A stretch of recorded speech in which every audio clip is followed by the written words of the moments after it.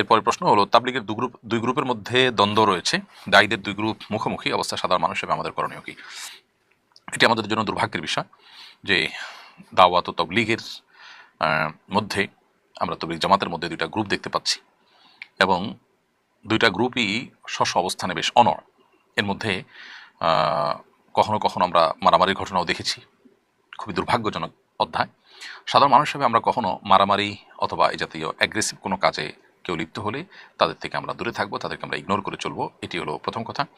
দ্বিতীয়ত হলো, এই দুটি গ্রুপের মধ্যে তুলনামূলক কারা হকের কাছাকাছি, কাদের মধ্যে ভুলের পরিমাণ বেশি, সেটা আমাদের নিরূপণ করার চেষ্টা করতে হবে। করে আমরা অবশ্যই তুলনামূলকভাবে যারা ভালো মনে হয় আমাদের বিবেক বিবেচনায়, আমাদেরকে আল্লাহ তাআলা যে আকল দিয়েছেন সেটার দ্বারা তাদেরকে আমাদের গ্রহণ করতে হবে। এর পাশাপাশি আমাদের লক্ষ্য রাখতে হবে যে দুইটা গ্রুপ, বিবাদমান দুইটা গ্রুপকে এক করার কোনো সুযোগ, কোনো উপায় যদি থাকে তাহলে সেই পথটা আমাদের অবলম্বন করতে হবে।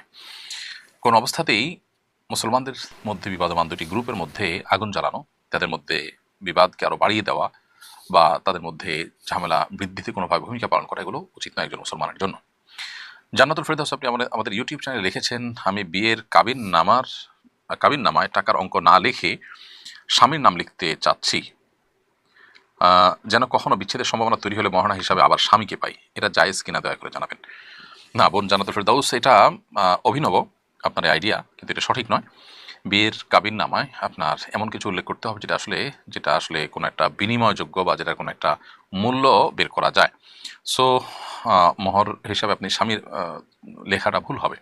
স্বামী তো আপনি বাই ডিফল্টই পাচ্ছেন, কিন্তু আপনি যে আপনার চিন্তার কথা, যে থিঙ্কিংয়ের কথা বলেছেন, সেটি আবেগের কথা, বাস্তবতার কথা নয়। বাস্তবতার কথা হলো যে মহরের ঘরে আপনার কোনো টাকার অঙ্ক, স্বর্ণগহনা বা এমন কিছু লিখতে হবে যেটা বিনিময়যোগ্য বা যেটা আর কোনো একটা মূল্য বের করা যায়, তাহলে সেক্ষেত্রে সেটা মহর হবে।